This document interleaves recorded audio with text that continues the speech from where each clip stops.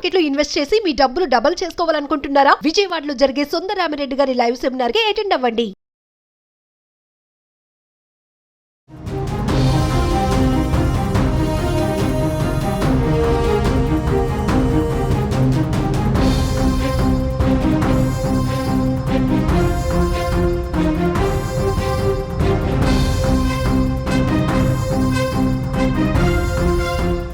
నమస్తే, welcome to Suman TV. Donald Trump 2.0 షురూ అయిపోయింది.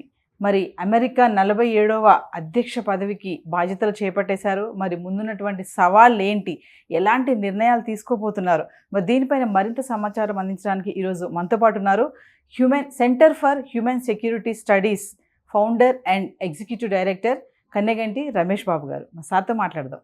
నమస్తే సార్. నమస్తే నవీన్ గారు. సార్, మరి 2.0 స్టార్ట్ అయిపోయింది. ఎన్ని రోజుల నుంచి ఎదురు చూస్తున్నాం మనం. మరి ఇమీడియట్లీ ట్రంప్ తీసుకునే నిర్ణయాలు ఏంటి? చాలా ఎగ్జిక్యూటివ్ దాని మీద సైన్స్ పెట్టారని కూడా మనం నిన్న ట్రంప్ యొక్క స్పీచ్లో కూడా విన్నాం కదా. ఒక్కసారి వాటి గురించి. ముఖ్యంగా 47th ప్రెసిడెంట్గా అమెరికాకి సంబంధించి Donald Trump has taken the oath. ప్రమాణ స్వీకారం అవ్వగానే ఇది ఒక మాన్యుమెంటల్ డెసిషన్స్గా ఉండాలని ఒక 100 ఎగ్జిక్యూటివ్ ఆర్డర్స్ మీద ఆయన సైన్ చేయడం జరిగింది. 1789 1789లో first president of the United States of America George Washington. ఇవాళ 47th ప్రెసిడెంట్గా Donald Trump in 2025 on 20th January he has taken oath, అంటే ప్రమాణ స్వీకారం చేశారు. ప్రమాణ స్వీకారం చేయగానే ఆయన ఎగ్జిక్యూటివ్ ఆర్డర్స్ మీద సంతకాలు పెట్టారు. అంటే శిలాశాసనం. ఆయన ఒక ఇమ్మీడియట్గా యాక్షన్లో దిగారు without wasting a single minute. ఏమేమి చేశారు, భారతదేశానికి ఉపయోగం ఏంటి, భారతీయులకు ఉపయోగం ఏంటి, భారతదేశంలో అంతర్భాగమైన ఆంధ్ర తెలంగాణ ప్రాంత తెలుగు ప్రజలకు ఉపయోగం ఏంటి, ఉద్యోగపరంగా వ్యాపారపరంగా విద్యాపరంగా ఎటువంటి ఆంక్షలు రాబోతున్నాయి, బాగుంటుందా బాగోదా ఆయన ప్రెసిడెన్సీ మనకి, అంటే మన యొక్క ఉపయోగం ఎంతవరకు, to what extent will be able to grasp benefit take advantage out of the president Trump's second term 2.0. So ఆయన 2025 నుంచి ఇంకో అనదర్ 4 years 2029 వరకు అమెరికా ప్రెసిడెంట్గా ఉండబోతున్నారు. మనము ప్రేక్షకులకి ఈజీగా చాలా సులువుగా అర్థం కావడానికి మనం ఏం చేయాలి అంటే, ఆయన ఏమేమి ఎగ్జిక్యూటివ్ ఆర్డర్స్ మీద సంతకాలు పెట్టారు అనే దాని మీద స్టార్ట్ చేస్తే, number 1 he has signed on one important agreement. ఏంటంటే మేడం, అమెరికాకి దక్షిణ భాగాన సదరన్ బోర్డరు మెక్సికో ఉంది. మెక్సికో నుంచి చాలామంది అక్రమంగా చట్టరీత్యా కాకుండా చట్ట వ్యతిరేకంగా అమెరికాలోకి ప్రవేశించి అమెరికాలో ఉద్యోగాలు చేస్తున్నారని, స్థిరపడుతున్నారని, ముఖ్యంగా డ్రగ్స్ కానీ మిగతా క్రైమ్స్ చేస్తున్నారని వాళ్ళు ఫెడరల్ బ్యూరో ఆఫ్ ఇన్వెస్టిగేషన్ యొక్క దీంట్లో తేలింది, FBI అంటారు. దాంతో ప్రెసిడెంట్ ట్రంప్ ఏం చేశారంటే, ఎట్టి పరిస్థితుల్లోనూ సదరన్ బోర్డర్లోని, అంటే అమెరికాకి దక్షిణ భాగంలో ఉన్న మెక్సికో నుంచి బోర్డర్ దాటి అమెరికాలోకి రాకూడదు అనే ఎగ్జిక్యూటివ్ ఆర్డర్ మీద సంతకం పెట్టేశారు ఇమీడియట్గా. నెక్స్ట్ ఏంటంటే, గల్ఫ్ ఆఫ్ మెక్సికో అనేది ఉందన్నమాట. అంటే కింద పసిఫిక్ మహాసముద్రము, అట్లాంటిక్, అమెరికాకి తూర్పు వైపున అట్లాంటిక్ ఉంటే అమెరికాకి పశ్చిమాన పసిఫిక్ మహాసముద్రం కింద వరకు ఇట్లా ఉందన్నమాట. ఆ పసిఫిక్ మహాసముద్రం అంటే ఆ సముద్రపు నీళ్ళల్లో నుంచి ఎవరు అమెరికా గడ్డ మీద అడుగు పెట్టకూడదు. నెంబర్ 1, పెట్టినా కానీ everything has to be recorded, has to be legal, has to be sanction by United States border laws, right? ఇది ఆయన చెప్పింది. ఇంకోటి ఏంటంటే, గల్ఫ్ ఆఫ్ మెక్సికో పేరుని గల్ఫ్ ఆఫ్ అమెరికాగా మారుస్తాము అని చెప్తున్నారు. ఇంకేం చెప్తున్నారంటే, అమెరికాలో 2 సెక్సెస్ ఉండాలి, మెయిల్ అండ్ ఫీమేల్, ట్రాన్స్జెండర్ అని, బైసెక్షువల్ అని, లెస్బియన్ అని, గే, ఇవన్నీ చట్ట వ్యతిరేకం, ఇవన్నీ మేము ఊరుకోము. Not only morally it's not right, but also legally we are not going to tolerate, we're not going to encourage people into these kind of actions. Because Trump believes in the biblical roots and the Bible. He says all biblical states in the United States of America, plus there are 7 swing states ఉన్నాయి అమెరికాలో. అమెరికాలో 50 రాష్ట్రాలు ఉన్నాయి, సంయుక్త రాష్ట్రాలు. ఆ 50 రాష్ట్రాల్లో ఒక 7 నుంచి 8 రాష్ట్రాలు ప్రెసిడెంట్ ట్రంప్ గెలవడానికి చాలా దోహదపడినాయి ఆ స్వింగ్ స్టేట్స్లో వచ్చిన ఓటింగ్ మూలంగా. సో వాళ్ళకి, తర్వాత బైబిల్ బెల్ట్లో ఉన్న రాష్ట్రాలు అంటే సదరన్ అమెరికా, ముఖ్యంగా టెక్సస్, ఫ్లోరిడా, ఇలా కొన్ని, అలబామా, ఇండియానా, ఇవన్నీ ఎక్కువ బైబిల్ బెల్ట్గా పరిగణిస్తారు. ఈ స్టేట్స్లో ఉన్న వాళ్ళు కూడా ఆయనకి ఓట్ చేశారనేది ఆయన ఇది అంటే హెల్ప్ చేశారని ఈయన గెలవటానికి. కాబట్టి అదొకటి. ఇంకొకటి అన్నిటికన్నా ముఖ్యంగా ఈ ఎక్స్టర్నల్ రెవెన్యూ సర్వీస్. మొన్నటి వరకు అమెరికాలో అమెరికన్ సిటిజన్స్ యొక్క ట్యాక్స్ని కలెక్ట్ చేసే వాళ్ళ డిపార్ట్మెంట్ పేరు ఇంటర్నల్ రెవెన్యూ సర్వీస్ అన్నమాట. మనకి ఎట్లయితే ఇన్కమ్ ట్యాక్స్ ఉందో ఇండియాలో, అక్కడ ఇంటర్నల్ రెవెన్యూ సర్వీస్ అంటారు, ఐఆర్ఎస్ అంటారు. అది ప్రతి సంవత్సరము అమెరికాలో స్థిరపడిన వారు అమెరికా పౌరులు అందరి దగ్గర ట్యాక్సెస్ ఏమి వసూలు చేయాలి అనే దాని మీద చాలా ఖచ్చితత్వంగా పనిచేస్తూ ఉంటుంది. అదే కాదు, ఇప్పుడు ఈయన ఈఆర్ఎస్ స్టార్ట్ చేశాడు, ఎక్స్టర్నల్ రెవెన్యూ సర్వీస్. అంటే అర్థం ఏంటంటే అమెరికాకి ఎవరెవరు వేరే వేరే దేశాలు బకాయిలు ఉన్నాయో, అప్పులు ఉన్నాయో, లోన్స్ ఉన్నాయో, ట్రేడ్కి సంబంధించిన ఆంక్షలు విధించినప్పుడు వాళ్ళు ట్యాక్సులు కట్టారా, టారిఫ్ కట్టారా, ఫీజులు కట్టారా, పెనాల్టీ కట్టారా అని 24/7 American external revenue service ERS పనిచేస్తుంది. తద్వారా అమెరికా యొక్క ఆదాయం పెరుగుద్ది. అమెరికా యొక్క ఆదాయం పెరిగితే అమెరికా యొక్క తలసరి గ్రాస్ డొమెస్టిక్ ప్రొడక్ట్ పెరుగుద్ది. America great again, let's make America great again అనేదే ట్రంప్ గారి నినాదం. సో ఇదొకటి. అన్నిటికీ మించి దీంతో పాటు మీకు ఈఆర్ఎస్ గురించి చెప్పాను, external revenue service. No LGBT అని చెప్పాను. తర్వాత గల్ఫ్ ఆఫ్ మెక్సికో నుంచి గల్ఫ్ ఆఫ్ అమెరికా అని చెప్పాను. మెక్సికో బోర్డర్ని చాలా స్ట్రెంగ్థన్ చేయబోతున్నాం. ఇల్లీగల్ ఇమ్మిగ్రేషన్ కి thank you. No longer we will tolerate illegal immigration into United States of America, the land of opportunities అని చెప్పాడు ఆయన. అది చెప్పాను. తర్వాత పనామా కెనాల్ విషయంలో కూడా, పనామా కెనాల్ మీద చాలా అమెరికా వాళ్ళు ఇదివరకు డబ్బులు ఖర్చు పెట్టి, మేము ఇస్తే డబ్బులు, ఆ డబ్బులతో పనామా కెనాల్ని మీరు డెవలప్ చేసి, ఆ పనామా కెనాల్ ద్వారా అది ఎందుకు ఇంపార్టెంట్ అంటే, ఆ పనామా కెనాల్ ద్వారా కొన్ని వందల వేల షిప్పులు ఒక సంవత్సరంలో వెళ్తూ ఉంటాయి, వస్తూ ఉంటాయి. వర్తక వాణిజ్య వ్యాపారాలు చేయడానికి షిప్పుల్లోనే కదా 80% ఆఫ్ ద గ్లోబల్ ట్రేడ్, ప్రపంచంలో 80% ప్రపంచ వాణిజ్యంలో 80%, 80% of the global trade happens by ship movement అనమాట. షిప్లోనే లాజిస్టిక్స్, గూడ్స్ అన్నీ మనం షిప్లో వేస్తాం కదా. అంటే shipping is most important transportation.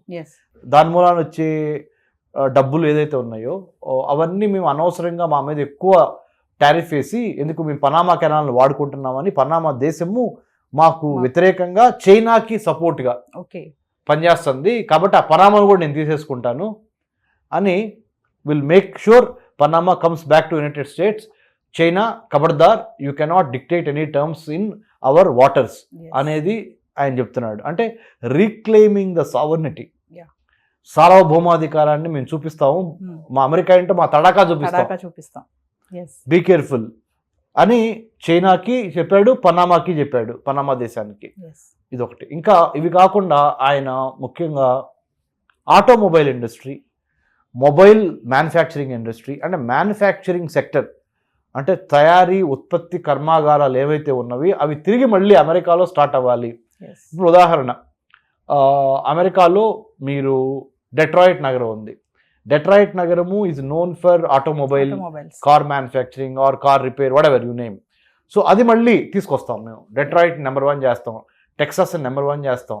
అంటే అమెరికాలో ఆటోమొబైల్ ఇండస్ట్రీని మేము బాగా అభివృద్ధి చేస్తాం. ఆటోమొబైల్ ఇండస్ట్రీ అంటే ఏం లేదు, కార్ల తయారీ, కార్ల మ్యానుఫ్యాక్చరింగ్, కార్లతో పాటు మిగతా పబ్లిక్ ట్రాన్స్పోర్టు అవి చేస్తూ ఉంటున్నాడు. ఎందుకు అలా చేయటం మూలంగా చాలామందికి ఉద్యోగాలు జరుగుతాయి, గ్రాస్ డొమెస్టిక్ ప్రొడక్ట్ పెరుగుద్ది, and income also per capital income పెరుగుద్ది, తలసరి ఆదాయం అంటాం తెలుగులో, అది పెరుగుద్ది.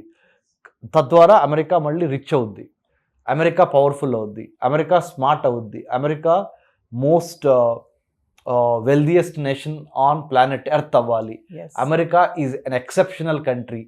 అమెరికన్ ఎక్సెప్షనలిజం అంటే అర్థం ఏంటంటే, అమెరికా లాంటి దేశం కానీ, అమెరికా లాంటి నాగరికత లేకపోతే సివిలైజేషన్ అనండి, లేదా కల్చర్ అనండి, wealthy, technically sound, militarily very strong, economically powerful and intellectually superior.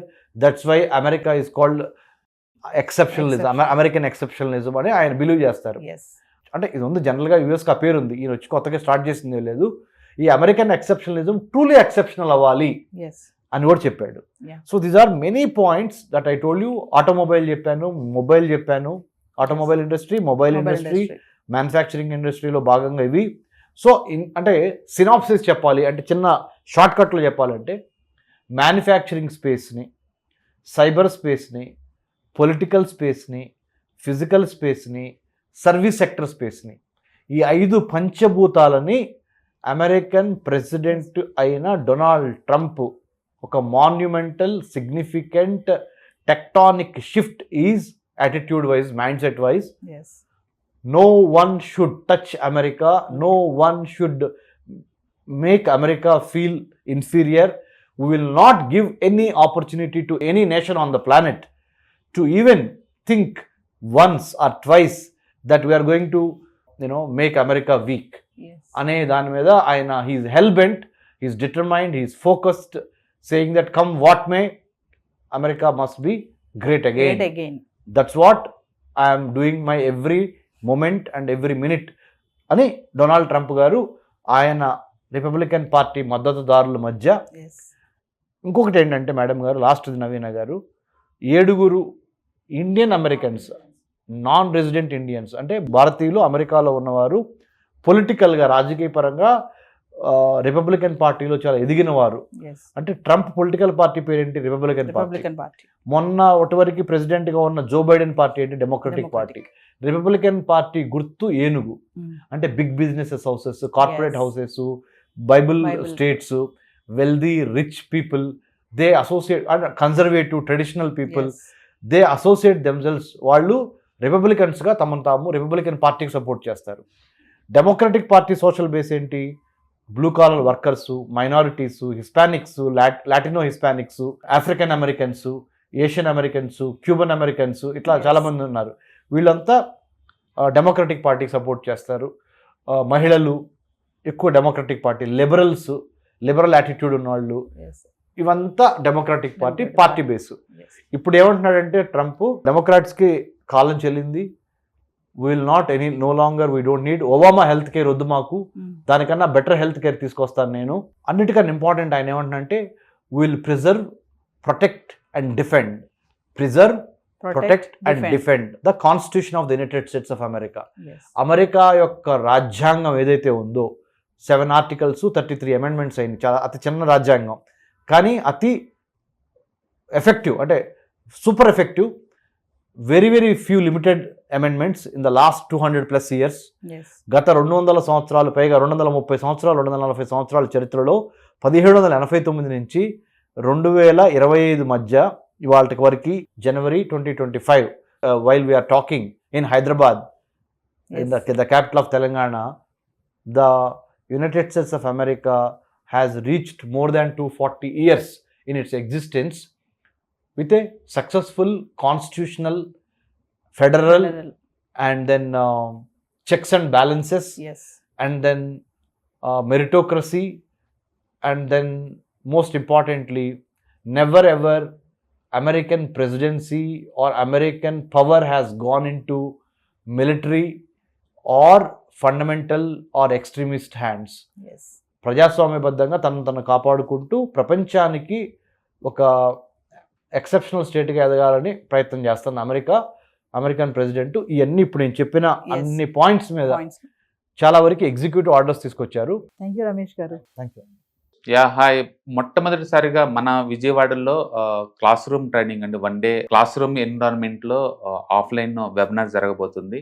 And interest ఉన్న పార్టిసిపెంట్స్ ఈ కింద స్కూల్ అవుతున్న నెంబర్కి రింగ్ చేసుకొని సీట్ బుక్ చేసుకోండి. దీంట్లో ETFs, index funds and mutual funds మీద completely and hand holding experience మీకు ప్రొవైడ్ చేయబడుతుంది.